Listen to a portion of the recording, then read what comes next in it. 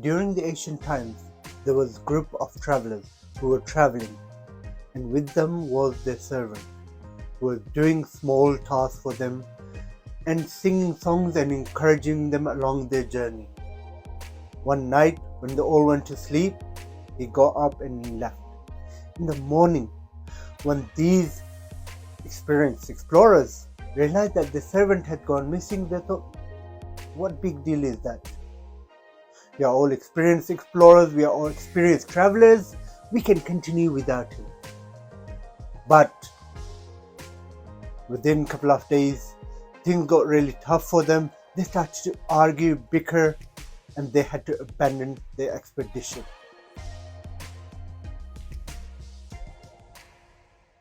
Welcome back to my channel, where we talk about Agile, Scrum, and software development. Today's topic is servant leadership. Story of these group of travelers that we were talking about in the introduction. The group of travelers who had a servant with them and he went missing, and without him they could not continue.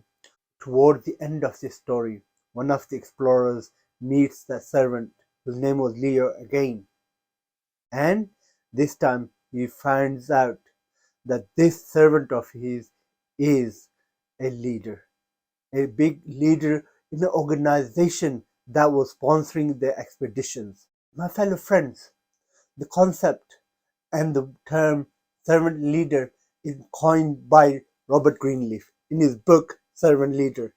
And the inspiration for the term servant leadership comes from the book Journey to East. On the first page of this book, Robert Greenleaf summarizes the journey to the East, and he mentions the term servant leadership is inspired by the story of Leo, the servant in this group. And his point is that as a leader, first you need to be a servant. You as a leader, you need to serve people first. You might ask, what is servant leadership? Servant leadership is the upside down org chart. If you look at normal org chart, you have the leader at the top, whereas in servant leadership, leader is at the bottom. He is there to serve his team. The main concept is that the job of the leader is, firstly, to provide the vision and the direction in which the team or the organization needs to travel in. And then the leader serves his team members, he serves his people, he serves his organization, and he removes the impediments and encourages them to deliver value. In any organization, the most value is produced by the people right at the bottom of the organization. These are the factory workers, these are the salespeople, these are the software engineers who are building the applications. The idea of servant leadership is that you provide them the vision, you tell them what needs to be built, what needs to be sold, and then help them succeed in their mission. In the traditional leadership, the leader is the head. He is the most important person, and everyone else is there to serve him, obey his command, do whatever he tells. Whereas in servant leadership, the leader is there to provide vision and support the team in delivering the value. The key values of a servant leadership are empathy. The servant leader needs to emphasize with the team. The servant leader needs to understand and emphasize with the concerns and the challenges that team members are facing. The second quality is listening. Servant leader actively needs to listen to the point of view of his team members and take them on board. He needs to value their input into making the decision. Number 3, empowerment. The servant leader needs to empower his team members into taking responsibility for their own work and to make decisions. And finally, the servant leader, the quality that is required is stewardship. The servant leader needs to take care of his people and his organization to ensure the longevity of his team and the organization. Question that you might have: how can I be a servant leader as a Scrum Master or an Agile team lead? You as a Scrum Master, as an Agile team lead, what you need to do is remove the obstacles for your team. As a servant leader, you need to make sure that the challenges and the obstacles your team is facing, you serve your team by removing those obstacles so that they can perform at their best. They can achieve their sprint goals, they can achieve their product goals, their project goals, and their personal goals. Allow your team to function effectively by removing the obstacles they are facing. Secondly, enable self-organization and self-empowerment. Instead of micromanaging, empower your team members to make the decision on what tools they are going to use, what programming languages they are going to use, how they're going to build those functions and features, what method they need to use, and empower them to be self-organizing as well. Who is going to work on this feature, on this user story, and who is going to test that? Empower them to make those decisions and self-organize and empower. Encourage autonomy, allowing team members to make decisions collectively. You, as a Scrum Master, you can be a servant leader by facilitating collaboration amongst and across the team and the organization. Enable open communication and collaboration amongst your team members and between your team and the stakeholders. The more collaboration your team is going to have with the stakeholders, better the product they're going to build, the more customer need they're going to be able to fulfill, the more value they're going to be able to deliver quickly, the more collaboration they have amongst themselves, better processes they're going to have, more robust products they're going to build.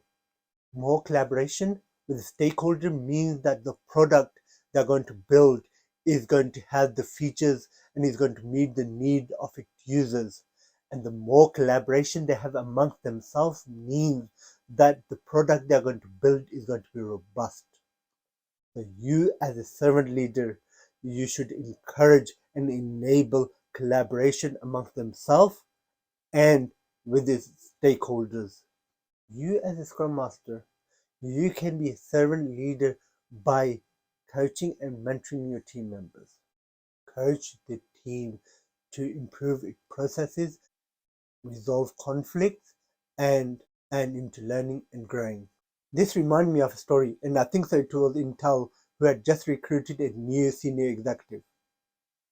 And in his first 6 months or first 3 months, I think so it might have been, he made a mistake that cost the organization over £2 million. And this is going back in late 90s, early 2000s, when £2 million was a huge amount of money. And the CEO of the organization called this new senior executive into his office and asked him what happened. What was the root cause of this mistake? Why did it happen? How can they avoid this happening again? And this root cause analysis took over 2 hours. And after this conversation was finished, when this new executive was about to leave the CEO's office, he goes to the CEO, "Shall I go and pack up my stuff? Am I fired?" And the CEO turned around and goes to him, "Why should I fire a person who I had sent on a £2 million training course?" You, as a coach and mentor, encourage self-improvement in your teams. Look at the processes and the team's behaviors and look at how you can improve those processes. How can you improve those behaviors of the team amongst themselves? How can you improve that collaboration and communication? How can you help each member of your team to perform the best and be the best version of themselves? Finally, you, as a Scrum Master, as an Agile lead, if you want to serve as a servant leader, then protect your team. Protect your team from those external disturbances, those senior management coming in to your team and asking individuals for the favors. If you want your team to be successful, if you want your team to meet its sprint goals, its project goals, to deliver value to its customers, then protect them. Allow them time to focus on delivering. Allow them time to focus on what they need to do, distraction free time. And in many organizations where I have worked, with these agile teams, we have agreed as a team that this is our meeting free time.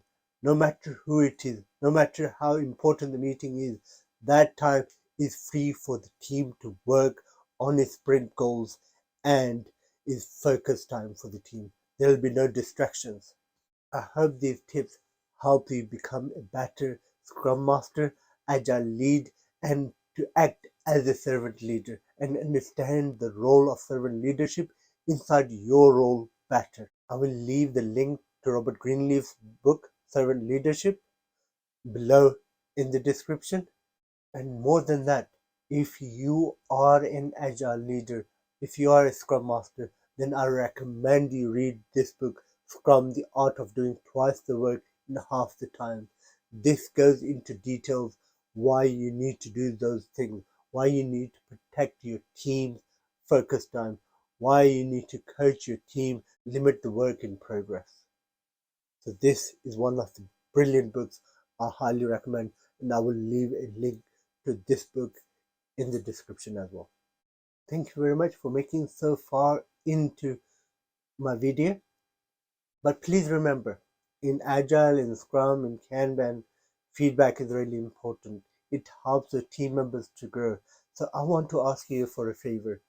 If you have made it so far into this video, please provide feedback in the comments below of what you have liked about this video and how we can improve this video going forward. Please don't forget to like and subscribe. Until next time, thank you.